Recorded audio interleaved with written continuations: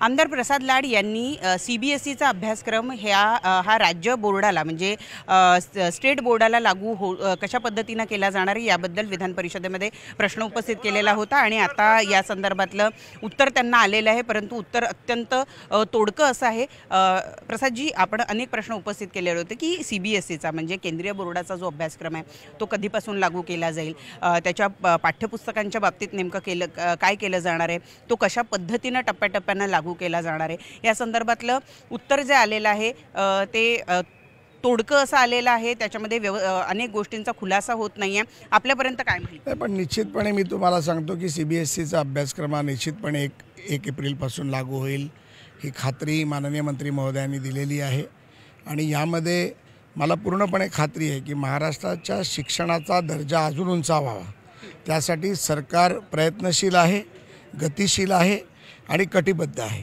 त्यामुळे देवेंद्रजींच्या या राज्यामध्ये महाराष्ट्रातला आणि प्रगतीपथावर नेण्यासाठी आमचा जो तरुण विद्यार्थी वर्ग आहे त्यांना अजून चांगल्या पद्धतीतलं शिक्षण मिळून त्याचा शिक्षणाचा दर्जा सुधारण्याचा आमचा प्रयत्न राहील। असं असलं तरी एक महत्त्वाचा मुद्दा या ठिकाणी उपस्थित असा होतोय की CBSE बोर्डाअंतर्गत जी शालेय पुस्तकं आहेत त्यामध्ये विशेषतः इतिहास आणि भूगोलाची जी पुस्तकं आहेत ती देशपातळीवरची पुस्तकं आहे आणि त्यामध्ये मराठ्यांच्या इतिहासाचं एक पान सुद्धा नाही आहे। असं असताना राज्य शासन या संदर्भामध्ये काय करणार आहे? एकीकडे आपण इतिहास जागवण्याचा, इतिहासाबद्दलचा अभिमान जागवण्याचा प्रयत्न करत असतो, पण दुसरीकडे मात्र या अभ्यासक्रमामध्ये मराठ्यांच्या इतिहासासंदर्भात एकही पान नाही आहे।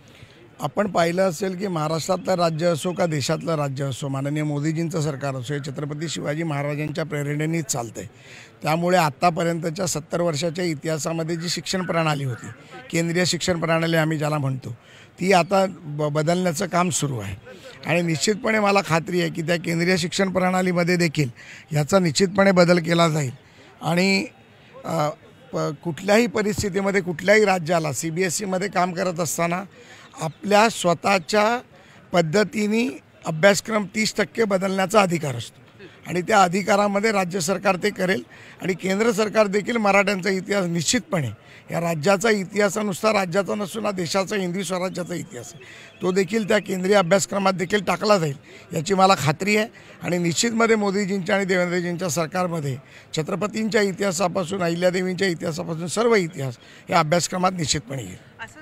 1 एप्रिलपासून अभ्यासक्रम लागू करण्यासाठी आपण तयार आहोत का? राज्यभरामध्ये जेवढ्या शाळा आहेत तेवढ्या शाळेच्या पहिल्या वर्गाला पुरवता येईल एवढी पुस्तकं आपल्याकडे ट्रान्सलेट झालेली आहे का? भाषांतर नाही, भाषांतर करण्याचं काम झालेलं आहे याची मला कल्पना आहे, परंतु आपण म्हणाल एकदमच 1 एप्रिलला होईल याच्यावरती मला देखील शाश्वता नाही।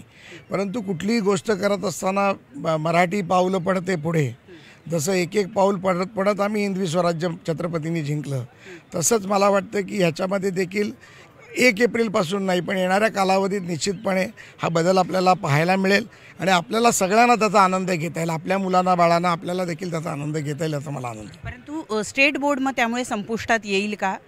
राज्यभर आपण जिल्हा परिषदेच्या शाळा बघतो, नगरपालिकांच्या शाळा बघतो, या सगळ्या राज्य अभ्यासक्रमाच्या शाळा आहेत, हा जो स्टेट बोर्ड आहे हा संपूर्णपणे नष्ट होईल? ते असं कधीच नसतं, काही होत नसतं।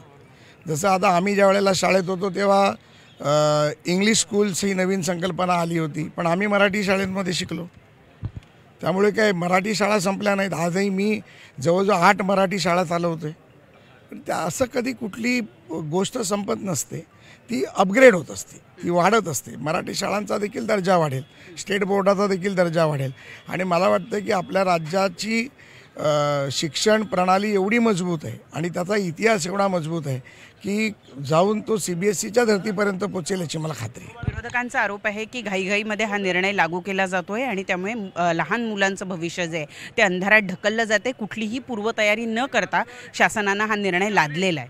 अनपढांकडून अजून अपेक्षा काय करायची? त्यामुळे मला वाटतं की विरोधक हे विरोधकांचं काम करतील, त्यांना राज्याचा विकास, जनतेचा चांगला होत चाललेला प्रयत्न हा त्यांना मान्यच नाही। त्याच्यामुळे मला वाटतं की विरोधकांच्याकडे लक्ष न देता राज्याने विकासाकडे पाहायला पाहिजे आणि देशाच्या उज्ज्वल भविष्य ज्यांना आम्ही लहान मुलं बघतो त्या उज्ज्वल भविष्याकडे आपण पाहायला पाहिजे। काही इतर राज्यांनी सुद्धा केंद्र शासनाच्या म्हणजे या केंद्रीय अभ्यासक्रमाचा विरोध केल्याची माहिती मिळते। साधारण कर्नाटक राज्यांनी विरोध केला असल्याची थोडक्यात आपण ज्या ज्या राज्यांनी विरोध केलेला पाहिला ती राज्यही काँग्रेस शासित राज्य आहे. कारण काँग्रेसला हिंदुत्वाचा इतिहास, छत्रपतींचा इतिहास, भारताचा इतिहास दाखवायचाच नाही आहे, त्यांना फक्त इंग्रजांचा इतिहास दाखवायचा. त्यामुळे मला वाटतं त्याचा न विचार करता केंद्रीय प्रणाली लागू करायला पाहिजे.